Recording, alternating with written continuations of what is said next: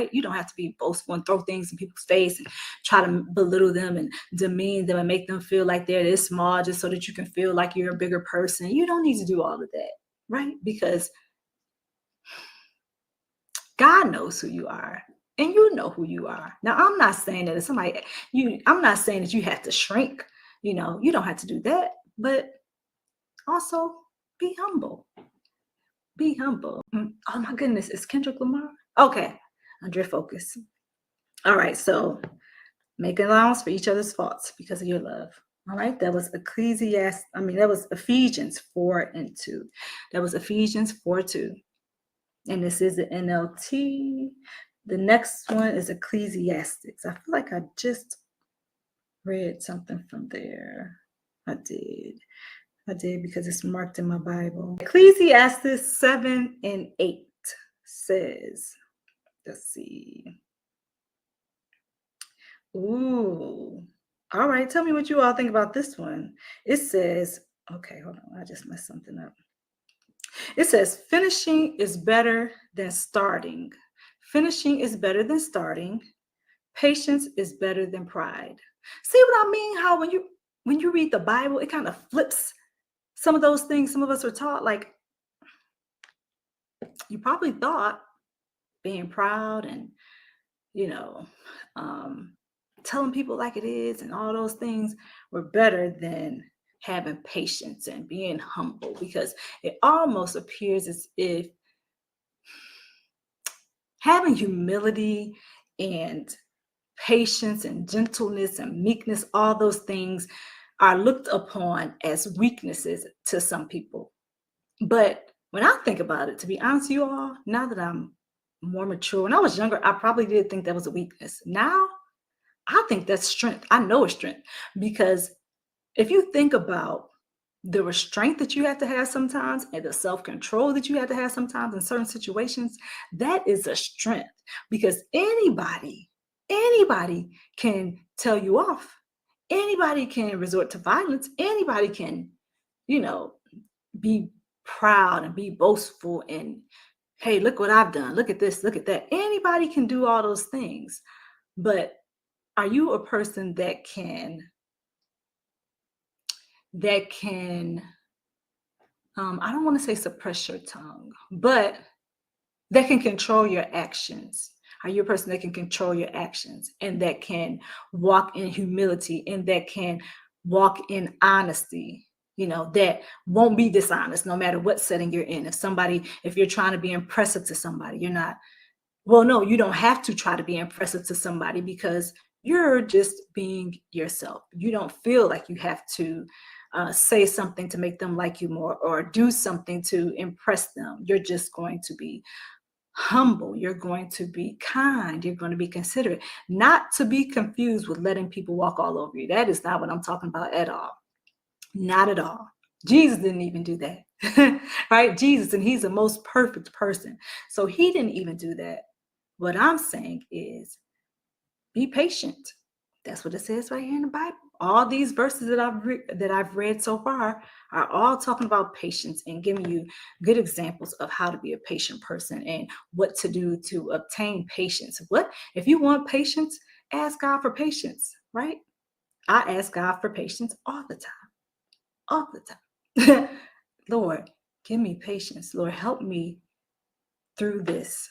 Lord, help me to keep my cool. Lord, this person is really irritating me.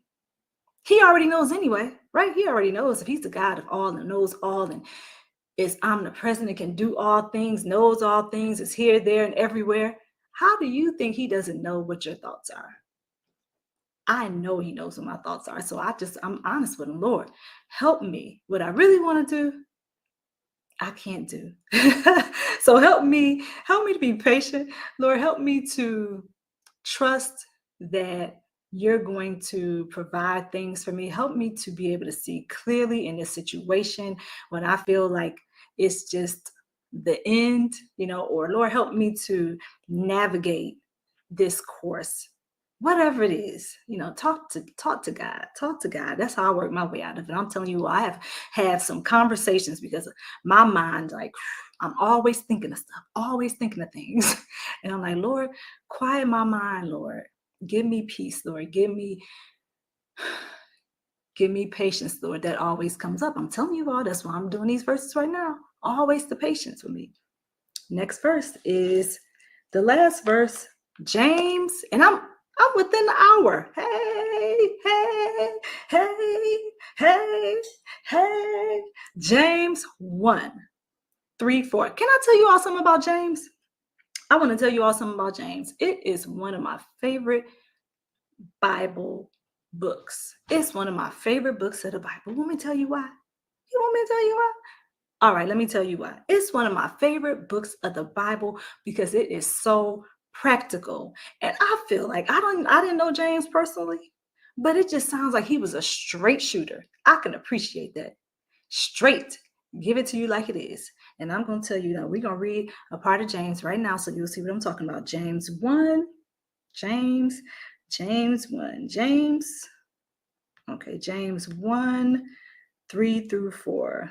And then if you have anything else you want to talk about before we have to go, because I still got 15 minutes, then we'll do that. So James 1:3-4. That's what we are. James 1:3-4. How am I doing? How am I doing, you all?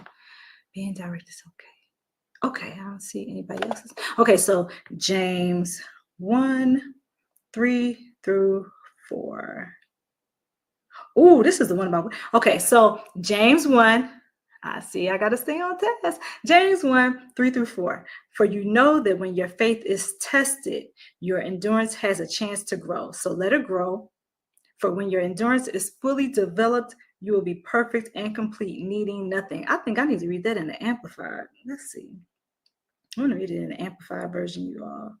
Because sometimes the Amplified will give you more detail. No, all the time. The Amplified version gives you a lot more detail. So I want to do that. Be assured that the testing of your faith through experience produces endurance, leading to spiritual maturity and inner peace. I'm going to read that one more time. Be assured that the testing of your faith through experience, the testing of your faith through experience. That means those experiences that you've had. So the testing of your faith through experience, okay, produces endurance. So because of your experiences, it's going to produce endurance, leading to spiritual maturity and inner peace. So because of those experiences you've had, it's going to produce endurance. What is endurance? The ability to keep going, perseverance, endurance, patience is going to produce endurance, leading to spiritual maturity and inner peace. We're talking about internally, not external. It's going to be both. It's going to inside, it's going to shine inside and outside. If you have an inner peace, it's going to show externally. Okay, so inner peace. And let endurance have its perfect result and do a thorough work so that you may be perfect and completely developed in your faith, lacking nothing. It doesn't say lacking something or lacking anything. It says lacking nothing. So nothing is a key word, right? Nothing. All right. Nothing. I would say that the thing that's going to be most effective is praying about it. And then this was another step, reading these verses. Now, the verses are not going to work if you're just listening or if you just hear what I'm saying. The way that they're going to work is if you hear it, you're listening, and then you actually apply it to your life. So don't forget, yes, listen, and yes, read the word of God, but you have to apply it to your life in order to transform and to make a difference.